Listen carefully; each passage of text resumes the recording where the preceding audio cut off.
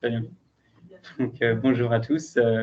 Aujourd'hui, je vais vous parler de multiplication sur FPGA, multiplication de nombres entiers, avec pour objectif de faire ça à un coût minimal en utilisant la recherche opérationnelle. Ça, c'est un travail que je fais maintenant depuis plus de 2 ans et demi, avec ma directrice de thèse, Anastasia Volkova. Et durant ce travail, on a eu l'occasion de travailler avec des collègues, soit du LS2N, soit en Allemagne, qui sont pour les Allemands, Martin Kuhn et Andreas Kotscher. Donc, les multiplications. La motivation des multiplications, c'est que il y en a un peu partout, évidemment. En particulier, les exemples sur lesquels on peut vouloir travailler, nous, ça va être les réseaux de neurones et les filtres numériques qui vont impliquer un paquet de multiplications par des nombres entiers, parce que le but étant de les faire sur FPGA, éventuellement ASIC. Donc, nombre entier, fixed point, je ne ferai pas la différence, hein. Pour moi, tout sera nombre entier, ça sera plus simple. C'est assez équivalent. Et donc, l'idée est de faire ça sur ces environnements un peu contraints, ce qui veut dire qu'on veut faire ça bien, on veut faire ça avec les ressources minimales. Sur cette présentation, je vais vous parler de multiplication par constante. C'est le sujet sur lequel j'ai le plus travaillé. Donc, il a plusieurs petits points. Je vais vous parler un peu vers la fin des multiplications entre plusieurs variables qui sont très différentes. Donc, on commence avec deux variables, hein. Je multiplie deux variables très simplement, comme on l'a appris quand on était enfant. On fait nos multiplications les unes après les autres et on somme tout ça. Si on fait une multiplication par une constante, c'est beaucoup plus simple. Je peux immédiatement simplifier mon calcul. Et donc, ma multiplication ici par la constante 9, je l'ai simplement obtenue en décalant ma chaîne de bits de 3 crans. Donc, j'ai fait 2 puissance 3, j'ai fait 8x, et je la somme.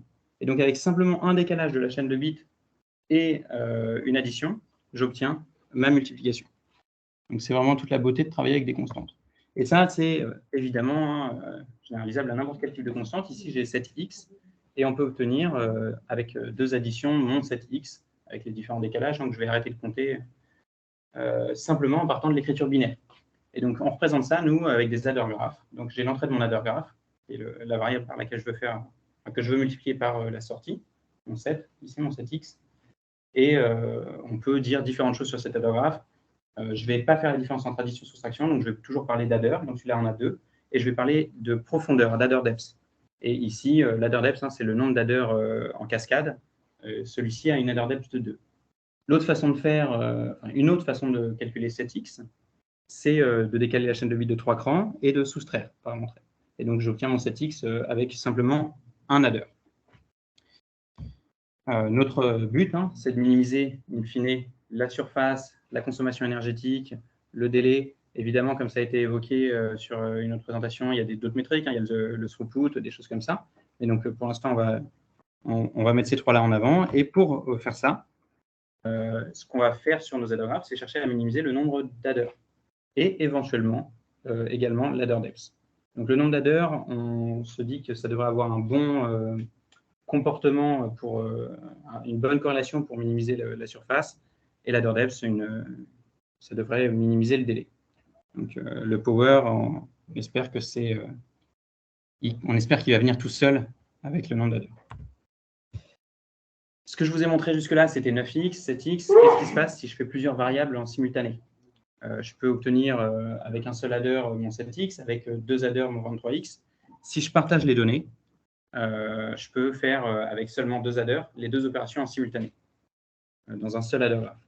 Et donc, quand j'ai plusieurs constantes par lesquelles je veux faire des multiplications, il va falloir, ou du moins ça sera intéressant, d'essayer de tout calculer en même temps et pas constante par constante. Donc le problème formulé un peu plus formellement, on va dire, j'ai les constantes par lesquelles je veux faire mes multiplications. Ça doit être la sortie de mon adder graph. J'ai des entrées x qui ont finalement assez peu d'importance pour l'énoncé du problème. Et au milieu de tout ça, il faut que je mette un adder graph qui a un coût minimal en termes de nombre d'additions. Ce qui a été fait jusque-là, c'est travailler avec des algorithmes Glouton à l'origine. Donc, les algorithmes Glouton, ils remontent à les années 60, je crois. Des heuristiques Il y a eu un branch and bound qui a été fait il y a une dizaine d'années. Et il y a des modèles ILP qui ont été faits également pour résoudre ce problème. Nous, on va partir de la même approche, la dernière approche qui est la modélisation ILP, donc Integer Linear Programming. Pour vous donner une petite idée de comment ça fonctionne, très grossièrement, ce qu'on va chercher à faire, c'est en fait modéliser la topologie de l'adder graph qu'on cherche à obtenir. La topologie, elle est définie par les constantes qui sortent des additions. Donc, je vais avoir comme ça mes différentes constantes. Et en fait, ce que je peux dire, c'est chaque addition a 2 entrées qui sont potentiellement shiftées et signées. Et ça, on a une équation qui est utilisée depuis un moment qui formalise ce truc-là. Cette équation, elle a été linéarisée pour la mettre dans un modèle ILP par Martin Coombe en 2016. Et on a constaté que malheureusement, ça n'avait pas, enfin, dans la linéarisation, il y a un truc qui passait pas. Il y avait des solutions optimales qui étaient loupées sur des cas vraiment particuliers. Et donc, on a juste réécrit très légèrement cette équation. Faites-moi confiance, ça ne change rien. Il y a quelques théorèmes qui font que ça marche très bien. Et on peut constater que on a toujours notre topologie, c'est juste qu'on a déplacé un shift finalement. Et celle-ci, quand on la linéarise, ça marche beaucoup mieux, on ne loupe rien. Et donc, comme le disait Charles Kettering, finalement, c'est juste reformuler le problème.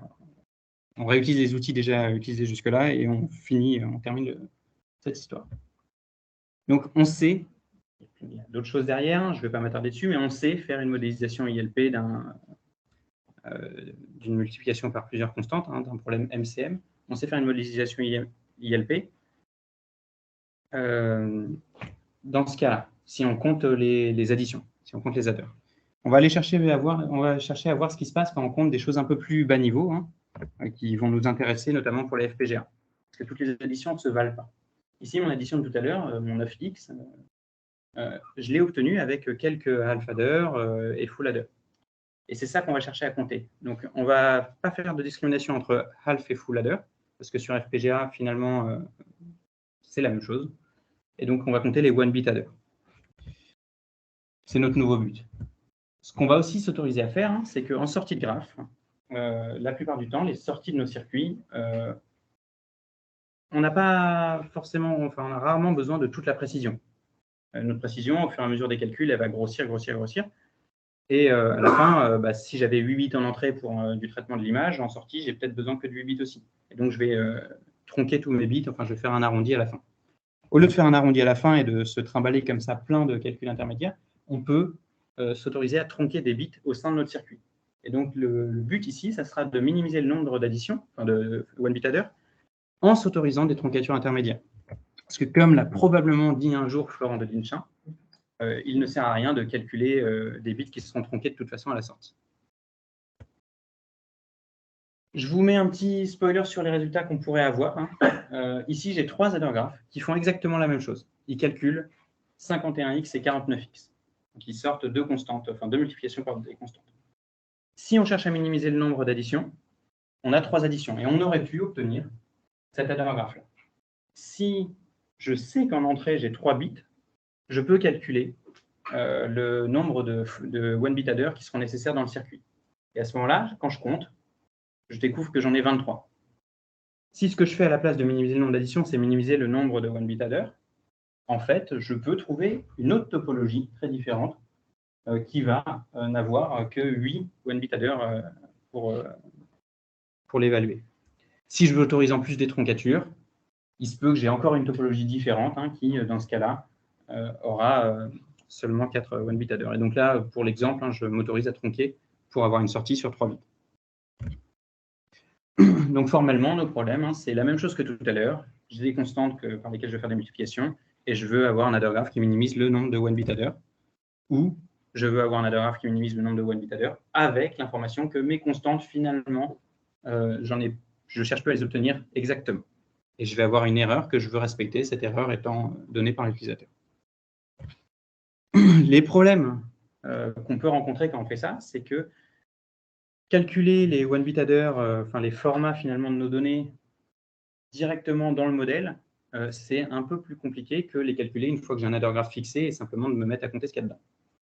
Et calculer la propagation des erreurs, bah, ça va nécessiter de, pareil, mettre un peu les mains dans la machine. On va rentrer un peu sur le comptage des 1 bit adders. Le pire cas, c'est que bah, sur la sortie d'un additionneur, j'ai besoin de X bits, et ben, je vais avoir besoin de ce nombre-là de 1 bit adder. Tout de suite, on peut constater que le dernier bit, en fait, il peut parfois venir de la carry du 1 bit adder précédent. Et donc ça, nous, quand on va faire notre modélisation, on va encoder l'information dans une variable binaire. Et puis finalement, grâce au shift, grâce aux troncatures potentielles qui peuvent arriver, je vais avoir un gain. Je vais pouvoir prendre ce pire cas et puis soustraire le nombre de 1 bit adders sauvés. Ça avait été fait sur des adder graph fixés. Je ne vais pas rentrer plus dans les détails techniques, mais on sait modéliser le fait que la topologie ne soit pas fixée a priori et faire les calculs en direct. Et pour faire ça, ce qui va être important, c'est d'aller parler des MSB, LSB, et on simplifie tout, on fixe la LSB à 0. Comme ça, on est vraiment dans le cadre de travailler avec des entiers, et c'est juste la MSB qui a calculé. Donc le problème qui nous reste, c'est de propager les erreurs, pour pas avoir, parce que sinon je trompe tout. J'ai une sortie qui n'a plus aucun sens, mais au moins ça ne m'aura rien coûté. Donc la propagation d'erreurs, c'est la même chose que tout à l'heure. J'ai mes petites topologies pour mes adder graph. J'ai les entrées, les erreurs qui arrivent en entrée, qui sont potentiellement shiftées en même temps que les entrées et potentiellement tronquées. Et après, je fais juste la somme de mes erreurs. Donc, je shift, j'ajoute la troncature et j'obtiens une erreur un peu générique de propagation des erreurs. Donc, cette formule-là, elle avait été obtenue en 2019 par différents collègues, Florent Dedinchin, Silvio, Martine et Luc Forger, Silvio Philippe, Martine Klum et Luc Forger. La formule que je mets ici est légèrement différente de celle de leur papier parce qu'il y avait il y a quelque part il y avait une erreur sur le calcul, mais l'idée était exactement là. Ce qu'on a constaté, c'est qu'en fait, on peut faire beaucoup mieux que ça. On peut aller chercher beaucoup plus précis comme calcul d'erreur. Parce que les troncatures, elles n'ont pas des erreurs symétriques. Alors que la formule que je vous ai donnée, bah, j'ai caché le fait que la troncature n'avait pas une erreur symétrique. Ce qui veut dire que, sachant ça, je vais pouvoir aller chercher l'erreur positive et négative par rapport à ma valeur exacte. Et puis, en plus, je peux garantir que certains bits, une fois que j'ai tronqué dans mon circuit, je peux garantir que j'aurai certains bits qui seront à 0 et que de toute manière, je peux les tronquer gratuitement. Et donc, ça fait que j'ai des jolies formules. On ne va pas s'attarder dessus. Si vous voulez plus de détails, j'ai des slides de backup pour en parler, mais j'ai des jolies formules qui me permettent d'avoir une erreur comme ça, propagée tout du long du circuit, en prenant bien en compte droite et gauche. Et donc, ce qu'il faut bien comprendre, c'est que la topologie de mon adder graph, elle va vraiment être, le choix de la topologie va être guidé par ces erreurs potentielles. Donc, en gros, sur les multiplications par constante, ce qu'on sait faire, c'est compter les adders, compter les 1 bit adders, ajouter des troncatures, et puis on se repose sur les solvers génériques. Tous ceux qui font un peu de recherche opérationnelle et qui utilisent des solvers génériques, vous savez que c'est génial. Ils font le boulot pour nous. L'année prochaine, mais les problèmes que je veux résoudre, ils seront résolus plus vite qu'aujourd'hui. Donc, je laisse le boulot aux autres. Et puis, ils peuvent même me proposer, me dire que la solution qu'ils m'ont obtenue est optimale. Et ce qu'on a aujourd'hui, c'est un outil qui est sur GitHub, j'ai dû mettre le lien, qui va des coefficients jusqu'à du VHDL potentiellement. Donc, le VHDL, j'ai rédigé un générateur de code, ce n'est pas mon domaine, donc je ne l'ai pas encore beaucoup testé. S'il y en a qui veulent jouer avec, ça marche. Vivado sait le simuler, j'ai des résultats similaires à ceux de Flopoco, mais sur les quelques essais que j'ai fait seulement. Et donc, le but, c'est de mettre tout ce qu'on a fait directement dans Flopoco. Donc, je mets soon parce que ça fait depuis que j'ai commencé ma thèse que je devrais mettre un peu les mains dans Flopoco. Mais...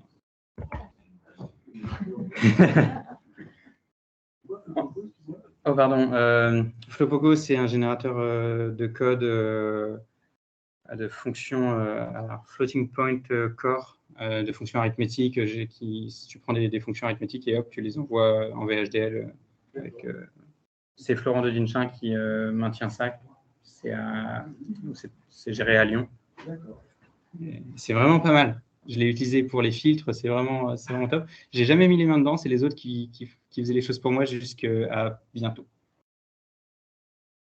Et donc nous, sur nos modèles, hein, on a testé tout ça sur pas mal d'instances. J'ai cru comprendre que c'était une des premières fois qu'il y avait des tests qui avaient été faits sur autant d'instances. On a pris toute FIR Suite, donc un paquet de coefficients venant du traitement du signal. On a pris des instances classiques pour tester ce problème d'image processing. Et on a testé avec tout ça. On a mis des word lengths d'entrée de 8 bits, qui est cohérent pour le traitement de l'image. Et puis on s'est dit, pour la sortie, soit on met 8 bits, soit on veut 75% de la précision totale, soit 50%. On a fait comme ça un paquet de tests avec à chaque fois 30 minutes de timeout. À noter que ce 30 minutes de timeout, il est très optimiste, ou plutôt très pessimiste, parce qu'en fait, quand je veux designer quelque chose qui va aller comme nos collègues à Nantes peuvent le faire, mettre un FPGA au milieu de la forêt pendant des années, en fait, ils s'en fichent si ça met une semaine à leur trouver un circuit intéressant. Donc, c'est simplement pour nos expérimentations, pour ne pas attendre trop longtemps. Et on va se demander, est-ce que la métrique de bas niveau, elle a vraiment un intérêt? Est-ce que l'exemple que je vous ai donné, ce n'est pas juste une anomalie, un cas rare? Et est-ce que les troncatures vraiment apportent quelque chose aussi en général? Et la réponse dans les deux cas est oui, on gagne beaucoup. En moyenne, on gagne 12% sur le nombre de one bit adder quand on se focalise sur cette métrique. Le cas que je vous ai donné tout à l'heure, qui était un plus de 50%, il se trouve qu'on ne le reproduit pas sur les instances classiques du domaine. Mais on est assez content de ces résultats. Et puis, dès qu'on ajoute les troncatures, ça devient bien meilleur encore. Ici, les résultats sont pour 8 bits, donc ça peut être un peu malhonnête. Il faut quand même noter que 8 bits, si mes constantes sont très grandes, en fait, comme j'ai 8 bits en entrée et ma full précision serait potentiellement très grande, je vais tronquer beaucoup en mettant un 8 bits. Donc, tout ce que je peux vous dire, c'est que ces résultats, on les retrouve aussi assez globalement sur les 75% et 50% de précision. Sur le matériel, parce qu'on a également joué un peu avec donc le VHDL généré et puis avec Vivado, on constate qu'en moyenne, on a un gain non négligeable sur les métriques, sur le nombre de LAS. Par contre, sur le délai et la consommation énergétique, aller se concentrer sur une métrique de plus bas niveau, ce n'est pas aussi intéressant parce que je ne saurais pas l'expliquer, mais parce que en fait, finalement, on se concentre vraiment sur les LAS et pas sur le reste quand on va chercher le plus bas niveau. Et puis, dans tous les cas, les troncatures permettent un gain, même sur la consommation énergétique. Et la consommation énergétique, c'est typiquement ce qui va intéresser les collègues avec qui on peut bosser à Nantes. Je ne sais pas exactement comment je suis niveau timing. Je vais juste vous faire un... De cette manière, j'ai juste un aperçu là-dessus parce que c'est un travail en cours. On espérait avoir soumis quelque chose pour pouvoir en discuter aujourd'hui, mais on prend un peu de retard sur les expés. Donc, je vais vous parler de ce qui a déjà été fait assez rapidement. Notre multiplication par deux variables ici, on va repasser sur un schéma différent où on fait toutes nos multiplications, première étape, bit à bit, et après on fait nos additions, au lieu de faire la méthode collégien. Et ce qu'on constate, c'est que on se rapporte très facilement à des problèmes de tiling. La partie 1 de mon problème, qui était la multiplication bit à bit, je peux la rapporter à un problème d'optimisation. Et ça, c'est une super bonne nouvelle parce que c'est des choses qu'on va pouvoir savoir résoudre. En fait, l'idée, c'est que je veux faire toutes mes multiplications bit à bit. Ici, j'ai 5 bits par 5 bits. Je ne peux pas simplement, pour 5 bits, je pourrais donner une grande lookup table et je pourrais m'en sortir très certainement. Mais dès que j'ai des multipliers un peu plus grands, je ne peux pas m'amuser à aller chercher les LAS pour chaque petit, pour toute ma table. Donc, je vais la tiler avec des petites formes dont je peux évaluer le coût. Je peux savoir exactement combien va me coûter de LAS une forme de 3 bits sur 3 bits, une forme de 2 bits sur 3 bits, etc. Plus récemment, on a pu, nos collègues en Allemagne ont également évalué les coûts de tiles qui seraient, de formes qui seraient un peu moins classiques que simplement des carrés et des rectangles. Et donc, le travail ici, qui a été fait en 2017, ça a été de travailler avec des DSP pour faire un tiling de grands multiplieurs. Et en 2020, ça a été une heuristique pour pouvoir utiliser des formes plus variées. Parce que plus j'autorise de formes à mon modèle, plus ça va être le bazar. Plus ça va mettre du temps à être résolu. Et donc, on a des modèles exacts aujourd'hui, des modèles ILP qui nous permettent de résoudre ça aussi pour des petites instances. Ce qu'on fait en ce moment, c'est d'essayer de s'extraire totalement de la question de forme, de calculer les coûts de chaque forme à la volée en même temps qu'on les a ici, ce qui nous permet notamment d'avoir des formes qui ne seraient pas connexes. Et ça a pu nous donner des résultats assez intéressants.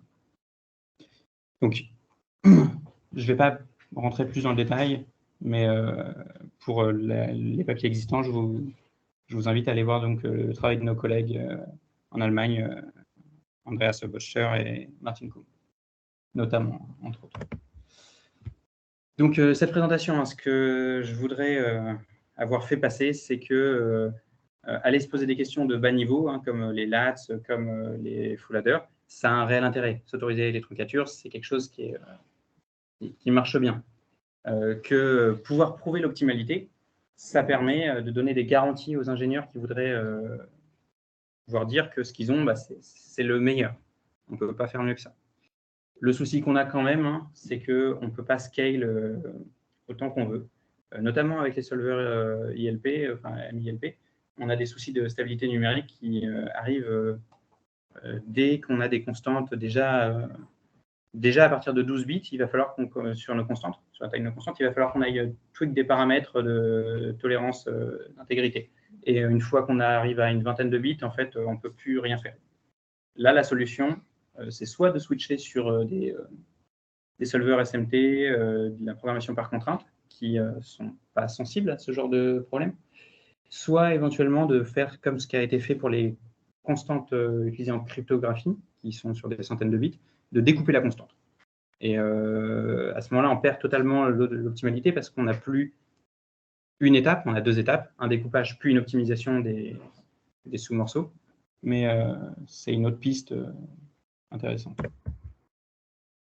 Et donc voilà, le message important pour moi, c'est que les problèmes matériels, je pense qu'ici, vous êtes d'une communauté qui est, je pense, assez d'accord avec ça, c'est que c'est des problèmes qui sont très adaptés finalement à la recherche opérationnelle et en particulier à la modélisation ILP. Sachant que les problèmes dont j'ai parlé jusque-là, qui étaient le problème MCM et puis le problème de multiplayer tiling, c'est des choses qui sont utilisées comme des briques de base pour le design de filtres, ce qui a été fait pour les filtres FIR, ce qu'on a fait pour les filtres IR, d'ordre 2 uniquement, et ce qui a été également fait pour des réseaux de neurones totalement parallèles. C'est tout récent, la conférence s'est passée, je crois, je ne sais plus de quelle conférence il s'agit, mais c'est des travaux encore des collègues en Allemagne. Donc, je vous remercie pour votre attention. Si vous avez des questions.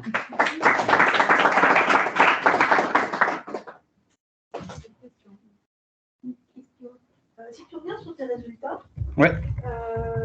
La référence, quand tu dis que tu as des gains efficaces, c'est par rapport à quoi? Sur celle-ci ou la suivante? Un peu plus. Alors, c'est par rapport à la méthode optimale, c'est vrai que j'aurais dû dire ça, c'est par rapport à la méthode optimale pour MCM sur les additions, qui compte les additions. On considère qu'aujourd'hui, les méthodes qui résolvent ce problème, c'est soit des heuristiques, soit un ILP donc qui va vraiment minimiser dans les faits par rapport à une autre méthode. C'est ça, par rapport à une autre méthode. Par rapport à, par exemple, une synthèse d'un circuit que tu envoies sur un FPGA. Alors, pour celui-ci, non. Pour celui-ci, on compare, on a nos adder graphs qui sont obtenus avant d'aller chercher la simulation, et on compte le nombre de one-bit adder sur différents adder graphs. Donc, on regarde sur un adder graph qui serait obtenu avec une méthode avec l'état de l'art. et ensuite avec nos méthodes de plus bas niveau. Sur le deuxième, cette fois, là, on fait l'état de l'art, on l'envoie dans l'outil de synthèse, on fait une simulation, et on compare le résultat de cette simulation avec notre méthode qui a été elle-même simulée. La question, c'est plus par rapport à pas de méthode d'optimisation. Un outil de synthèse, il va faire des choses et... On n'a pas fait. On l'a pas fait pour ces travaux, on l'a fait pour les filtres IIR. Pour les filtres IIR, on avait calculé des constantes par lesquelles, dans l'évaluation du filtre, on allait avoir nos constantes qui allaient multiplier nos entrées. Et on a donné à l'outil de synthèse soit nos adder graphes, soit les constantes telles quelles en lui disant d'utiliser KCM, je crois. Donc une méthode qui justement va elle-même faire le boulot, soit en lui laissant faire un peu ce qu'il voulait et potentiellement utiliser des multiplieurs génériques. Ce qu'on avait constaté, c'est qu'on gagnait pas mal. On gagnait pas mal, sauf quand on se mettait en compétition avec des DSP. Parce que quand on se met en compétition avec des DSP, on gagne en termes de coût énergétique, en termes de délai, mais par contre, en termes de surface du circuit, en imaginant qu'on ait le droit d'utiliser des DSP, comme nous, on ne le fait pas, on a plus de lookup table qu'eux. Mais, Et une deuxième question derrière, donc si on utilisait les DSP, par exemple,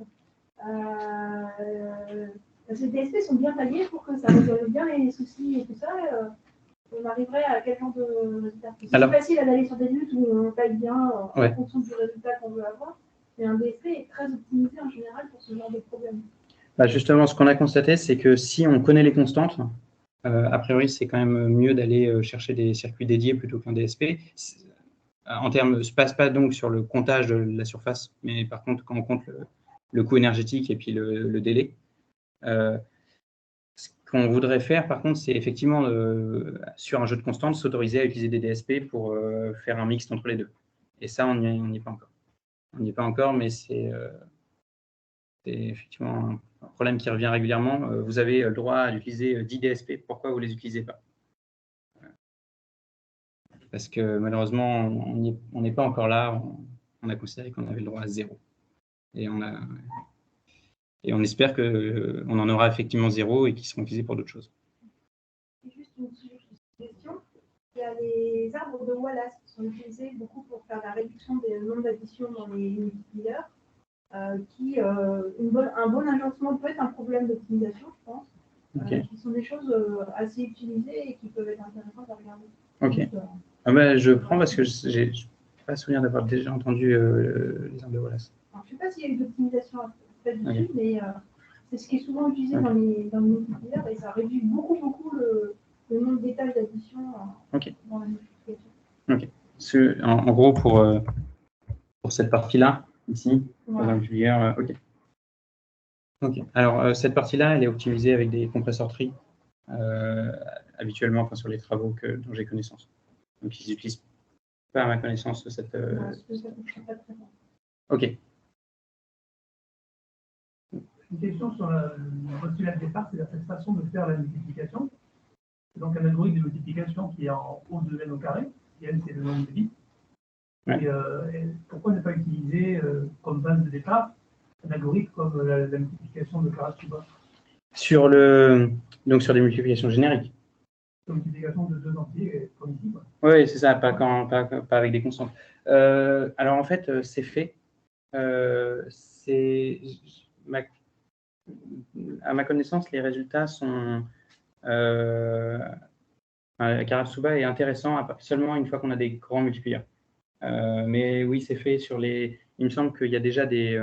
le tiling utilise cette information-là. Il y a des tilings qui vont... on peut, sur l'outil qui existe, on peut tweak Karasuba ou non pour justement profiter de ça. Et si je ne dis pas de bêtises, parce que ça, c'est justement, j'ai pas encore profite beaucoup, je fais beaucoup confiance à mes collègues en Allemagne, donc c'est eux qui sont bien au point là-dessus, mais si je dis pas de bêtises, pour des multiplieurs petits, et par petit, je parle même de dizaines de bits, car l'utiliser, c'est en fait, ça rajoute un coût supplémentaire finalement. Et ne pas l'utiliser est mieux jusqu'à peut-être 60, 70 bits. Et en plus, Là, par contre, je vais avoir probablement une méconnaissance de ces thématiques-là, mais sur des multiplieurs qui ne seraient pas carrés, ça s'applique peut-être pas aussi bien. Des zéros. Ok. Et dans ce cas, ça rajoute un surcoût encore plus important? Non. Non. Ok. J'ai une question peut-être très naïve sur les multiplications par les constantes. Est-ce que, a priori, en fonction de la constante, sans passer par l'optimisation, est-ce qu'on peut déjà avoir une indication de nombres qui vont bien citer, enfin, qui vont bien être optimisés ou mal optimisés, avec l'idée derrière de se dire je suis en train de, par exemple, de vouloir faire un réseau de neurones et j'aimerais bien que les poids soient tous bien optimisables. Est-ce qu'on pourrait se débrouiller pour que ce soit le cas, a priori, sans avoir besoin de rentrer dans toute l'optimisation? Alors, on peut utiliser des heuristiques et des gloutons, notamment, alors je vais revenir vraiment tout au début. Ici, sur notre écriture binaire, on a immédiatement le fait que je n'ai pas besoin de faire mon adder graph, je vois juste que j'ai 3, 1, donc j'ai 2 additions. Et je peux réécrire ça avec un glouton qui simplement passe en signé. Et donc, je sais que je peux tout de suite le réécrire. En fait, la base, c'est 1, 0, 0, moins 1. Et je peux faire quelques changements et avoir une borne sup sur chaque constante. Après, c'est assez dur d'évaluer le coût parce que justement, il y a besoin, enfin, on peut aller chercher des heuristiques, mais on va avoir en fait les sub-expression elimination, on va avoir des patterns dans nos chaînes de bits qui vont pouvoir se recouper et constater qu'à ce moment-là, on peut réduire encore plus le coût que ce qu'on pensait quand on comptait juste des 0 et des 1. Donc, mais voilà, on peut mettre une heuristique derrière dans les calculs. Il me semble qu'à Rennes, on a des collègues qui font ça. Donc, qui utilisent des heuristiques pour aller chercher, vérifier si leurs constantes sont intéressantes ou non. L'étape d'après, ça serait d'arrondir nos constantes sur celui qui marche bien. Et pour revenir sur le timing, est-ce que tu parlais que tu voulais mettre ça sur des instruments Flococo et tout ce qui est les travaux de Deep Hip, ils appellent ça. Ouais. Ça ressemble à quoi ça? Oui, c'est ça. C'est dans Flococo, il y a déjà en fait toute une partie tiling. Ce qu'il n'y a pas aujourd'hui, ce qu'il n'y a que partiellement aujourd'hui, c'est la suite de ce travail qui a déjà été en fait en grande partie, qui consiste à, tout comme tout à l'heure, j'ai parlé de tronquer pour les constantes. On peut tronquer le multiplier parce qu'on peut-être on ne veut pas la sortie totale. Il y a ce travail-là qui est, je crois, uniquement sur une branche de Flococo et pas sur le main. Et il y a le travail qui n'est pas du tout sur Flococo actuellement, qui est de calculer les coûts à la volée. Et donc de plus donner nécessairement des formes à l'origine. La partie compressor tree, on utilise ce qui existe déjà, tel quel. Ouais. J'ai une question. Tu utilises un grand nombre d'additionneurs. Oui. Je ne sais pas si ça fait une différence si à la place on optimisait sur le nombre de luttes. Sachant qu'on a des luttes aujourd'hui à 7 voire 8 en fait. Donc on peut déjà mettre un paquet en fait 2 additionneurs ou 4 additionneurs en lutte. C'est pareil, c'est une. Ok. Alors, moi j'étais sur. Bon, je suis encore sur les luttes à 6 entrées. Et j'étais sur le fait qu'une lutte faisait un full adder. Et pas plusieurs. Et donc, ce qu'on a constaté, en tout cas, empiriquement, c'est que sur les simulations qu'on a faites, la corrélation entre one bit adder et nombre de lats après simulation était de 0,996 ou un truc comme ça, et qu'on était incroyablement proche. Et... Il y a 2 sorties, donc il faut forcément 2 luttes. Alors, il ne faut pas nécessairement de lutte parce que tu as lutte 6 en fait, si tu n'as que 5 entrées dedans différentes, tu peux avoir 2 sorties. Et donc, enfin, voilà, là, je suis vraiment sur un terrain que je ne connais pas parce que moi, je n'ai pas du tout une formation sur ces questions-là. J'apprends au fur et à mesure à ma connaissance. Un basic logic element sur un FPGA, c'est une latte, enfin une lutte, un full adder et un registre, enfin un flip-flop, on utilise ou non. Et donc, nous, on utilise le full adder là-dedans. On court-circuite, on n'utilise pas la partie lookup table. T'as intérêt parce que tu as toute la chaîne de carry qui est bien optimisée dans les luttes. Et donc à l'utiliser plutôt qu'à aller faire des choses où il n'y aurait pas la carry propagée correctement. Donc on a intérêt à utiliser de manière générale les luttes telles qu'elles sont prévues pour pouvoir propager la carry de manière assez rapide. C'est ça qui va être, une fois que tu fais du timing, c'est ça qui va être vérifié. Par contre, un truc dans cette thématique-là, c'est ça. Après, dans cette thématique-là, aller optimiser par paquet de 8 full adder. Parce que avec les slices, on va avoir un intérêt à essayer de... ça ne sert à rien d'aller gagner si les full adders sont par 8. Ça ne sert à rien d'aller en gagner 1 si c'est entre 7 et 6. Il vaut mieux aller chercher ailleurs pour passer de 10 enfin de 9 à 8. Des choses comme ça.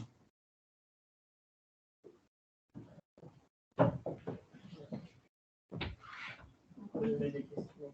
Une première question d'analyse, c'était quoi les précisions? Enfin, quand tu disais on peut réduire la précision et faire des slices, qu'est-ce que tu appelles précisément la précision? Le 75%, 50%, c'est que si ma précision totale requiert 13 bits, et je garde que 75% de 13 bits, arrondi au supérieur pour être... C'est ça en termes de résultat de ta multiplication, la fin, ça change. En termes de résultat de la multiplication, tu veux dire l'erreur? Ça, on perd justement on perd 25% de notre information, et donc on perd effectivement de l'information. Mais il faut quand même bien noter que la plupart du temps, juste ça arrivera. La plupart du temps, ces bits seront tronqués quoi qu'il arrive. Et ce 75%, 50%, en fait, c'est des paramètres utilisateurs. Une deuxième question, c'était sur les briques de forme ici. Quand de ce que je peux comprendre, les briques de base étaient optimisées à droite.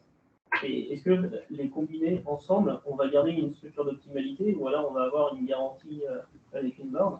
Non, justement, on a pu, comme on n'optimise plus tout le truc en une étape, on n'a plus l'optimalité. C'est pour ça qu'on avait envie d'aller chercher à ne plus avoir les formes prédéfinies, mais simplement de dire tel bit, il appartiendra à telle forme, enfin à la nème forme, et tel autre à la millième forme. Et s'ils appartiennent à la même forme, dans ce cas, dans le modèle, on va calculer le coût de la forme. Et donc ça, on a quelque chose. Ça, aujourd'hui, on a quelque chose, mais on n'a pas encore de résultats matériels. On n'a pas encore. Est-ce qu'il y a des résultats théoriques pour dire, par exemple, ce sera obtient des cas de fois? Non, il n'y a pas de résultats théoriques. Tout ce qu'on a, c'est que nos modèles performent pas particulièrement mieux que les formes prédéfinies. Et qu'en fait, les formes sont déjà très bien. Il n'y a peut-être pas besoin d'aller chercher plus loin. Est-ce qu'il y a des questions en ligne?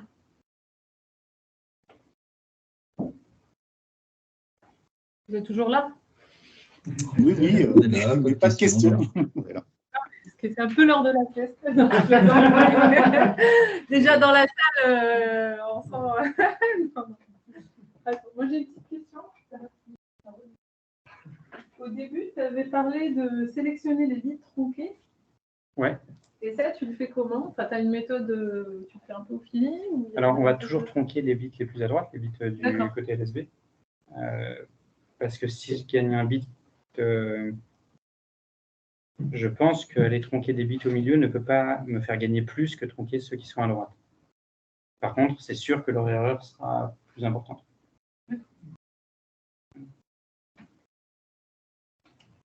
Merci. Ça peut être...